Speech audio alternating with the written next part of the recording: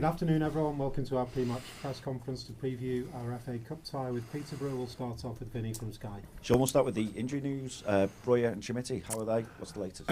Yusuf's going to be out a while, longer than we'd hoped, but it's not going to be days. That one will be weeks. And Amando's got a chance, settled down a bit today, been on the grass, but we'll have to see how that reacts to being in training today. Not training with the team, training with the physios. Just wondered if you were beginning to think you're getting absolutely no luck on the injury front. It's not been ideal. It's lasted longer than we hoped, and then sort of got to that point of looking like everyone was back together, and then we've lost a number again. And today we had 16 training, so we're just going to have to work the best we can with that. What about Dwight? Dwight won't make it this week, so we're waiting on more news on that. It seems to be taking a long time to settle down. Dom's reported an ankle problem today, so we're going to have to deal with that as well.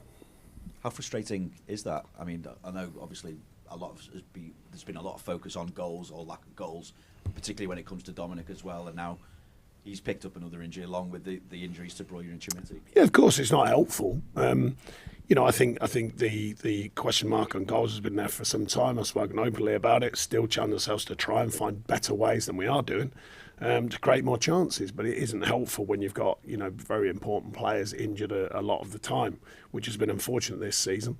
Last season somewhat as well, but certainly sort of from pre-season onwards. But we have to keep working with the group as we do diligently to find different ways of operating and create better chances and score more goals. How far away Tim Irabine and James Garner as well?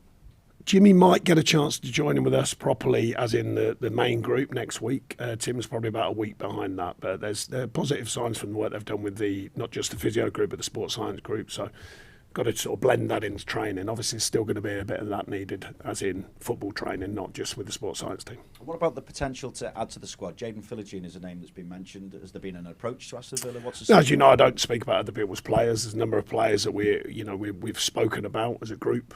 Again, being mindful of the situation with the PSI, make sure we're in the right place for that side of things. So we'll see what's available during this window. It's been very quiet at the moment, which everyone expected it to be. How are you, Sean, as well? Because obviously information has come out that the owners are looking at the situation. Your position has been supposedly questioned as well. What contact have you had from them? What is the situation as you understand it? Well, to be clear, it should be. At the end of the day, if you're a business of this size and this club, succession planning surely should be part of their diligence. And I've got no problem with that at all. And I think that should be ongoing at every football club. That's part of the business, surely. I'm sure it is in what we'd call normal business life. That is outside of football. So I never really concern myself with that. Got to win games. We haven't won enough this season. Got to make sure the team's operating the right way. Got to try and please everyone all of the time, and that's the job. And we haven't done that often enough, and it comes down to me, without any shadow of a doubt. Have you had any conversations with the owners since the week? Yeah, just positive that they know some of the work that we've done. They want better outcomes from winning games, of course. I think there's a reality to the situation. That's all I know, and they've been very straight with me and very upfront about it. When you say they've been straight with you, what indication then have they given you about your position? Because the other no indication on that. Just that we've got no reason to think other than you. I told you when I first met them, other than winning games, we all know that's the challenge with a manager. That doesn't change. There are extenuating circumstances in some situations. I think we should win more games. I think we should have won more games by now. And I think we need to win more games. I don't think that's anything I've ever hidden from. I know the industry that I'm in. 10 years in the Premier League teaches that. Sean, does it undermine your position when you're hearing information coming out that they've supposedly spoken to other candidates? No, like I say, whether they have or they haven't, they certainly have not told me that. If they have, I don't know how it works in the privacy world of it all, but if they have, it's succession planning. That's what, clubs of these size, people sometimes forget it's a business as well. I understand that totally. Whoever it was, I think that should be part of the way that any business operates. Certainly if it was my business, I'd be operating like that. I'd be looking, going, right, what happens if? What happens if that happens? What happens? What's the next thing? We certainly have to do it from a player point of view, a player trading point of view. So why would it be any different with managers and staff members? At the same time, there's a human element to it, because we've spoken before about how much you put into the job in the first place and the potential to still be... Yeah, and we're still putting a lot in. I'm putting a lot of effort and trying different ways and trying to work and trying to look at all the different parameters on and off the pitch, different ways of working. that's part of being a manager, so I'm well versed in it, and it's very difficult. And here has been extremely difficult. I spoke openly about that. There's a huge demand on me, there's a huge demand on the situation, and it's a constant, and that is part of Everton life, and I've adapted to it, I've taken it on, I've had my knocks, and I'm getting them again now, and I've been through them before, that, and it's how you handle it, and trying to always support the club. The club is always bigger than me. I've said that as soon as I got here. I see it as just I'm a custodian. So far, I've handled it pretty bloody well, I think. So now, can I go and win some games? Can we take it on another level? Can I change the narrative? Can I reinvent what we're trying to do to take it on another level? That's the biggest challenge at the moment. How do you reinvent what you want to do? Well, windows are helpful if you can literally change things, of course, because it changes. It's not just the individual; it changes the feel in the group. Keep working with the players. Keep reassuring. Some players get hit a bit by confidence and the noise outside. Keep reassuring the quality that we do have. It's how many times we can reinvent it. The players need to take responsibility as well. You've often said that the buck stops with you, but at the same time... No, I think it does. Look, the players haven't lacked effort for me. The stats, I get all the stats. I know the physical outputs. The quality moments that define games, or often define games, they're the hardest thing. They're the hardest challenge for a player. And when it gets tight and everything comes on top, then that's for me to take that the best I can and allow them more freedom. And it's obviously affecting the players because you can see it in their performances. And I think down at Bournemouth, fantastic turnout from our fans once again, but we looked tight. We couldn't really find anything that meant anything in the game, in the forward department. So it does get players restricted a bit. So trying to open that up, give them the freedom to play, give them the freedom in training, different ways, different ways of trying to do that is a massive challenge. Is that a key element that you're seeing, a nervousness almost, a lack of confidence? No, I think the noise has grown very powerful here. It does do. We've had it before. We've had to push that away and move forward again. And the obvious last one was Chelsea game after that, when it was really powerful and we managed to change things around and re-affect ourselves as a group and move forward again. So, we keep working with the group. We keep reassuring, not just as people, but as players, and showing, the good side of what they can do, the good side of what we can do, working on the training pitch. And there's been... the diligence is there for everything. It's the performance, and that's the hardest thing. Once that whistle blows, when they're out there, that's when you're hoping all the work and all the stuff that you put into them comes out. So what is the FA Cup in the season? Is it a welcome break from the Premier League? It's just another game that's very important, and it grows with importance. That if you're not winning here, every game becomes massive. So it's just another really, really big game. Darren's someone I know. I value his work. He's been in and out of Peterborough on a number of occasions, but virtually every time he goes in there, he does a great job. They'll come here, looking for that scalp, banana skin, all the rest of it. So, again, we've got to handle that situation, deal with it, and go and perform. Clearly, you want the opportunity to stay here as long as possible. Absolutely. I've worn this badge with as much pride as I can. I continue to do so. Thanks, Sean. Thanks, Vinny. We'll go to Julia.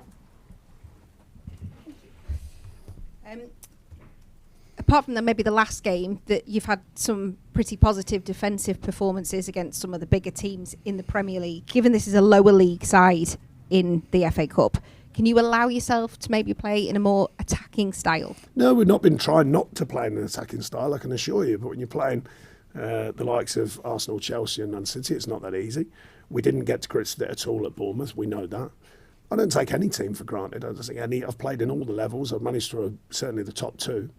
You can't take anyone for granted, but it still comes down to us finding the right way to work with and without the ball. The demands of the game stay the same. There's only three things that happen in a game. You've got it, they've got it, and no one's got it. So you've got to get them right, no matter who you're playing against.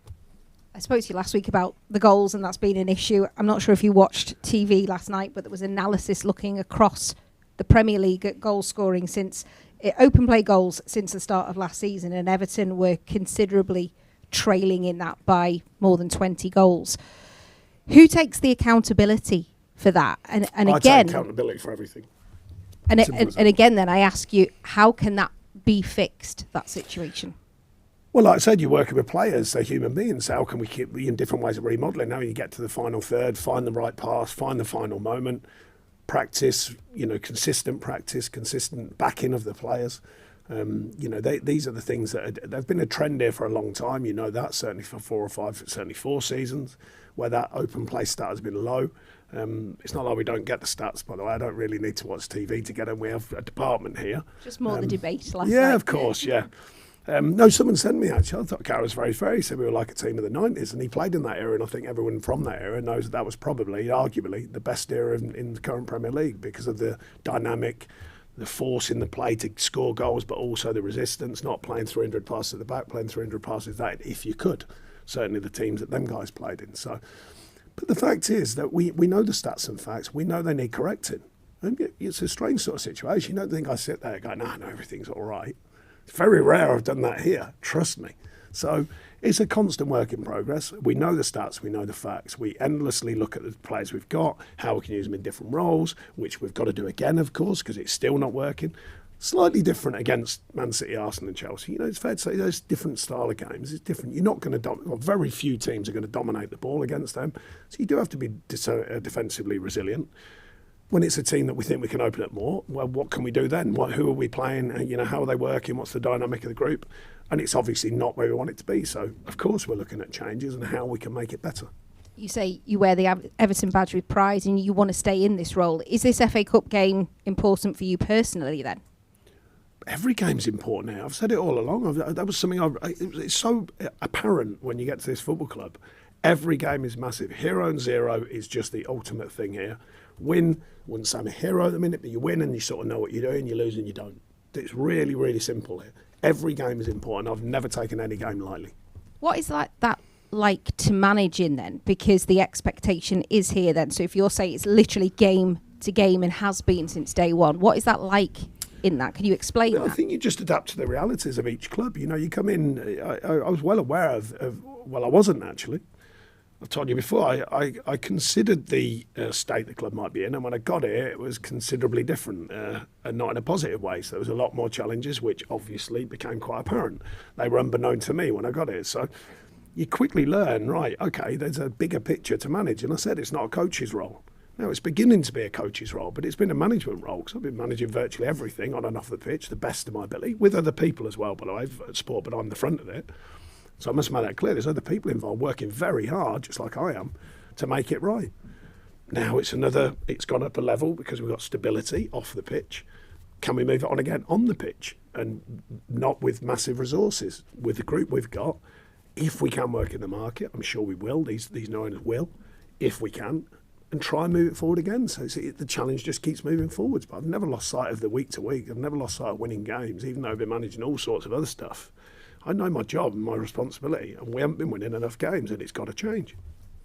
Can I just ask you some claims about Beto? Is he still around at Finch Farm? There is all kinds of claims about all sorts of things at the moment. He was here today training as usual. And I just want to ask you as well, what do you think the fans make of the situation right now? Do you feel the fans are still with you as the Everton manager? They can decide that. I've never questioned our fans. I won't be doing. I've learnt that. I learnt the care for the club, as I do. I've never questioned the fans here, and I certainly won't be doing. If they choose to back me and the team, that would be obviously helpful. If they choose not to, they have freedom to make their choices. Thanks, Julia. Any further questions in the open section before we move on? No? Okay, thanks. Thank you.